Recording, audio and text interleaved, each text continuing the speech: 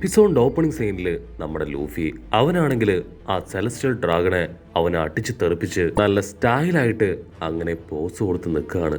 Luffy പറയും ഇപ്പൊ already problem സ്റ്റാർട്ടായി കഴിഞ്ഞു, നമ്മളെ അറ്റാക്ക് ചെയ്യാൻ ഗവൺമെന്റിന്റെ വലിയൊരു പട അവരിവിടേക്ക് വരും. My dear straw hat team, നിങ്ങളിത് ഫേസ് ചെയ്യാൻ തയ്യാറാണോ എന്ന് ലൂഫി വിളിച്ചു ചോദിക്കും. അവിടെ ഉണ്ടായിരുന്നവരെല്ലാവരും പേടിച്ച് അങ്ങനെ ലൂഫിയെ തന്നെ നോക്കി നിൽക്കുകയാണ്.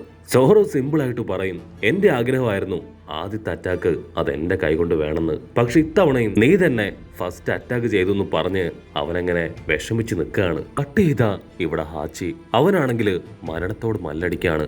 ഹാച്ചി നാമിയോട് പറയും നിങ്ങൾ എങ്ങനെയെങ്കിലും ഇവിടുന്ന് രക്ഷപ്പെട്ടു പോകണം, ഇനി ഉറപ്പായിട്ടും വലിയ വലിയ പ്രശ്നങ്ങൾ ഉണ്ടാവും. ആ സെലസ്റ്റിയൽ ടീമുമായിട്ട് നിങ്ങൾക്ക് ഏറ്റുമുട്ടി ജയിക്കാനാവില്ല. അവരെല്ലാവരും ഇവിടേക്ക് വന്നു കഴിഞ്ഞാൽ നിങ്ങൾ അറ്റാക്ക് ചെയ്ത് ലോക്ക് ചെയ്ത് ഇവിടുന്ന് കൊണ്ടുപോകും. നാമി ആണെങ്കിൽ അത് കേട്ട് ചിരിക്കും. നിനക്ക് ലൂഫിയുടെ നേച്ചർ അറിയില്ല, അവൻ അങ്ങനെയാണ്, എന്നോട് ആരെന്തു പറഞ്ഞാലും അവൻ കേൾക്കില്ല. അപ്പൊ അതേസമയം ലൂഫി അറ്റാക്ക് ചെയ്ത ആ സെലസ്റ്റിയൽ ഡ്രാഗന്റെ പപ്പ ആളിപ്പോ അങ്ങനെ എഴുന്നേറ്റ് നിൽക്കും. നിനക്കത്ര ധൈര്യം ഉണ്ടെങ്കിൽ നീ എന്റെ മകനെ തല്ലും, നിന്നെ ഞാൻ വെറുതെ വിടില്ല, ഞങ്ങൾ സെലസ്റ്റിയൽ ടീമിന്റെ പവർ എന്താണെന്ന് ഞാൻ നിനക്ക് കാണിച്ചു തരാന്ന് പറഞ്ഞ് ഗണ്ണെടുത്ത് അച്ചരം പൊച്ചരം ഷൂട്ട് ചെയ്യാണ്.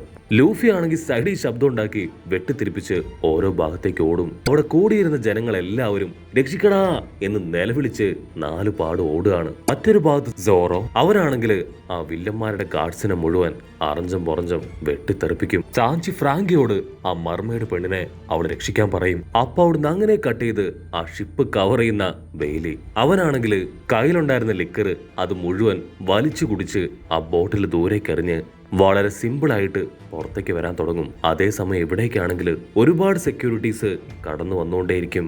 അടുത്ത നിമിഷം ഇവിടെ നമ്മുടെ ആൾക്കാരും ആ വില്ലന്മാരും അവർ രണ്ട് ടീമും വമ്പൻ ആയുധങ്ങളൊക്കെ എടുത്ത് പൊരിഞ്ഞ അട്ടിയിടി ഫൈറ്റ്. സോറോ ആണെങ്കിൽ ഒരു കൂട്ടം വില്ലന്മാരെ അങ്ങനെ ചവിട്ടി ദൂരേക്ക് തെറിപ്പിക്കും.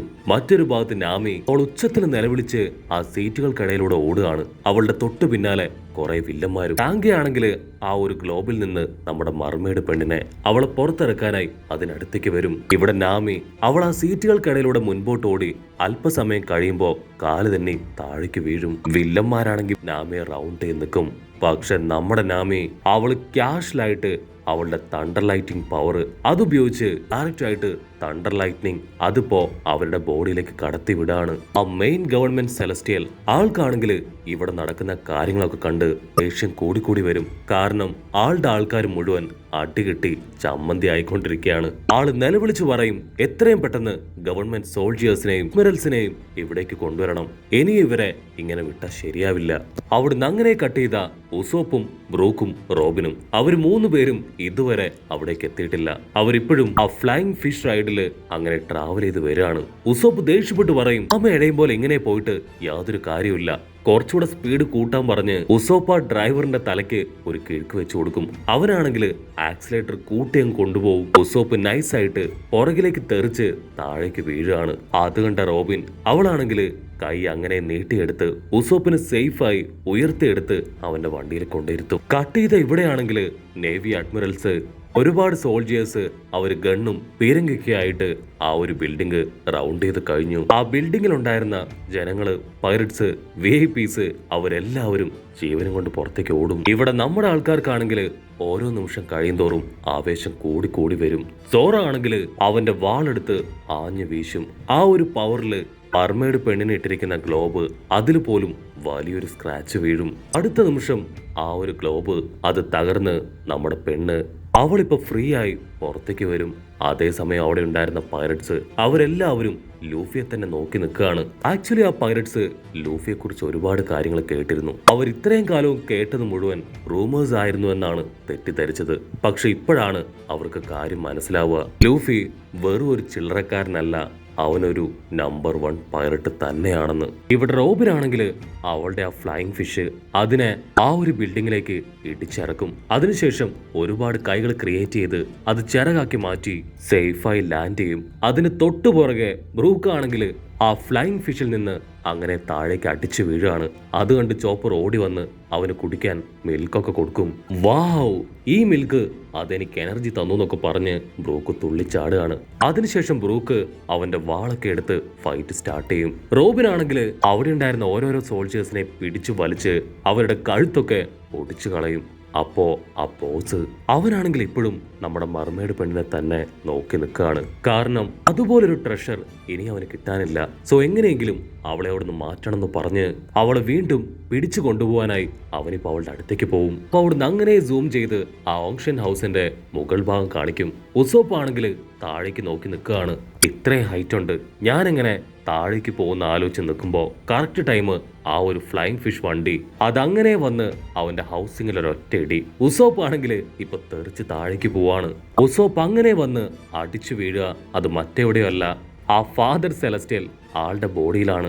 ഉസോപ്പ് ചുറ്റും നോക്കും. അവനാണെങ്കിൽ ഇപ്പൊ ബോഡിയിൽ കാര്യമായിട്ട് പരിക്കൊന്നും പറ്റിയില്ല. വാവ്, ഞാൻ സേഫ് ആയെന്ന് പറഞ്ഞ് താഴേക്ക് നോക്കുമ്പോഴായിരിക്കും ആ സെലസ്റ്റിയൽ പേഴ്സണെ കാണുക. അവനാണെങ്കിൽ പേടിച്ച് അവിടുന്ന് നിലവിളിച്ച് ഓടും.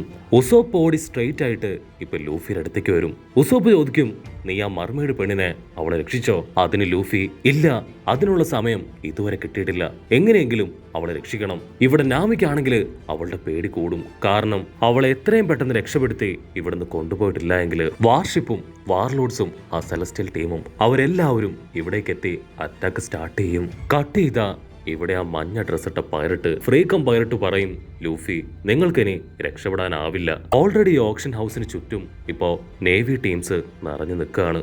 നിങ്ങൾ പുറത്തേക്ക് ചെന്ന ഓൺ ദ സ്പോട്ട് അവർ നിങ്ങളെ ഷൂട്ട് ചെയ്ത് കൊല്ലും. ക്യാമറ അങ്ങനെ സൂം ഔട്ട് ചെയ്ത് പുറത്ത് റെഡി ആയിട്ട് നിൽക്കുന്ന ആ നേവി സോൾജിയേഴ്സിനെ കാണിക്കും. ആ സോൾജിയേഴ്സ് ആണെങ്കിൽ അവിടെ ഉണ്ടായിരുന്ന VIPസിനെ അവരെ സേഫ് ആയിട്ട് ഓരോ ഭാഗത്തേക്ക് മാറ്റുകയാണ്. ഇനി ബാക്കിയുള്ളത് സെലസ്റ്റിയൽ ഡ്രാഗൺസ് ടീം മാത്രമാണ്.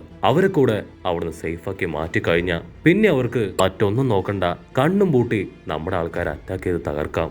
കട്ട് ചെയ്താ ഇവിടെ ആ സെലസ്റ്റിയൽ ടാൽറിയ അവൾക്ക് മനസ്സിലാവും നമ്മുടെ ആൾക്കാർക്ക് വേണ്ടത് ആ മർമെയ്ഡിനെ ആണെന്ന്. അതിനെ രക്ഷിക്കാനാണ് നമ്മുടെ ആൾക്കാർ അവിടേക്ക് വന്നതും ഇത്രയും പ്രശ്നങ്ങൾ ഉണ്ടാക്കിയെന്നും മനസ്സിലാക്കിയ അവളാണെങ്കിൽ ഒരു ഗൺ എടുത്ത് മർമെയ്ഡ് പെണ്ണിനെ ഷൂട്ട് ചെയ്യാൻ റെഡി ആയിട്ട് നിൽക്കും. ഉടനെ ആ കാര്യം ആ ബോസ് കണ്ട് ഷോക്കാവും. അവനാണെങ്കിൽ ഇപ്പൊ അവളുടെ കാലിൽ വീണ് കെഞ്ചും, അയ്യോ വേണ്ട വേണ്ട, ദയവ് ചെയ്ത് അവള് മാത്രം ഒന്നും ചെയ്യരുത്, അവള് ഭയങ്കര കോസ്റ്റ്ലി ആണ്, ഇവിടെയുള്ള ബാക്കി ആരെ വേണമെങ്കിലും നിനക്ക് ഷൂട്ട് ചെയ്ത് കൊല്ലാം. അതിനവളാണെങ്കിൽ അങ്ങനെ ടേൺ ചെയ്ത് ഗൺ ഉപയോഗിച്ച് ആ ബോസ് ഡിസ്കോയെ ആയിരിക്കും ആദ്യം ഷൂട്ട് ചെയ്യുക. അതിനുശേഷം വീണ്ടും ഇപ്പൊ മർമെയ്ഡിന് നേരെ ഗൺ പോയിന്റ് ചെയ്യും. പക്ഷെ അപ്പോഴേക്കും വീഴാണ് അവളുടെ ബോഡിയിൽ ആ ഹാക്കി പവർ. അവളും ബോധം കെട്ട് താഴേക്ക് പോവും. അപ്പൊ സ്റ്റൈലായിട്ട് ആ റെയിലിയും അവന്റെ തൊട്ടു പിന്നാലെ ആ വലിയ ജയന്റും അവർ രണ്ടുപേരും അങ്ങനെ സ്ലോ മോഷനിൽ നടന്നു വരികയാണ്. ആക്ച്വലി റെയിലി അവൻ ഇവിടേക്ക് വന്നതുപോലും അവൻ ആവശ്യമുള്ള അത്രയും പണം മോഷ്ടിക്കാനാണ്. എനിക്കൊരിക്കലും അടിമയായിട്ടിരിക്കാൻ കഴിയില്ല, കാരണം എനിക്ക് വയസ്സായി, ഞാൻ പെട്ടെന്ന് മടുത്തു പോകുന്നു പറഞ്ഞ് അവൻ അടിച്ചു മാറ്റിയ ക്യാഷ് ഒക്കെ എടുത്ത് പോക്കറ്റിലിട്ട് ചിരിച്ച് അങ്ങനെ പുറത്തേക്ക് നടക്കുകയാണ്. സെക്യൂരിറ്റീസ് ആണെങ്കിൽ വണ്ടടിച്ച് ഇപ്പൊ റെയിലിയെയും ജയന്റ് മാനെയും നോക്കും. അവരുടെ രണ്ടുപേരുടെയും കഴുത്തിൽ ലോക്ക് ചെയ്തിരുന്ന ആ ബെൽറ്റ് അതിപ്പോ കാണാനില്ല. ഇതെങ്ങനെ അവർ അൺലോക്ക് ചെയ്തു എന്ന് പറഞ്ഞ് അവരങ്ങനെ വണ്ടടിച്ച് നിൽക്കും. ഹാച്ചി ആണെങ്കിൽ ഇപ്പൊ റെയിലിയെ കണ്ട് നിലവിളിക്കും, ലൂഫി അതാണ് നമ്മൾ അന്വേഷിക്കുന്ന റെയിലി. ഉടനെ ആ ശബ്ദം കേട്ട് റെയിലി ആണെങ്കിൽ ഹാച്ചിയെ കാണും. പക്ഷെ അവന്റെ ഇപ്പോഴത്തെ അവസ്ഥ കണ്ട് റെയിലിക്കാണെങ്കിൽ സഹിക്കില്ല. നിന്നോട് ഇതാര് ചെയ്തു, ഇതാര് ചെയ്താലും ഞാൻ അവനെ വെറുതെ വിടില്ല എന്ന് പറഞ്ഞ് റെയിലി ആണെങ്കിൽ ഇപ്പൊ ചുറ്റുമുള്ള എല്ലാവർക്കും നേരെ ഒന്നങ്ങനെ കണ്ണോടിക്കും. ആൾക്കാണെങ്കിൽ ഇപ്പൊ ഞൊടിയിടയിൽ എന്താണ് സംഭവിച്ചത് എന്ന് മുഴുവനായിട്ടും മനസ്സിലാവും. ആളിപ്പോ ഹക്കി പവർ ഉപയോഗിച്ച് അവിടെ ഉണ്ടായിരുന്ന സോൾജിയേഴ്സ് അവരെ മുഴുവൻ തകർത്ത് തരിപ്പണമാക്കി താഴേക്കിടും. അതിനുശേഷം റെയിലി അവൻ സിമ്പിളായി ലൂഫിയെ നോക്കി ചിരിക്കും, ഞാൻ ഒരുപാട് കാലമായി നിന്നെ മീറ്റ് ചെയ്യണം എന്ന് ആഗ്രഹിക്കുന്നു, വെൽക്കം ടു മൈ ഐലാൻഡ് എന്ന് പറഞ്ഞ് അവൻ ലൂഫിയെ നോക്കി ചിരിക്കുന്നതോടു കൂടെ ഈ ഒരു എപ്പിസോഡും അവസാനിക്കുന്നു.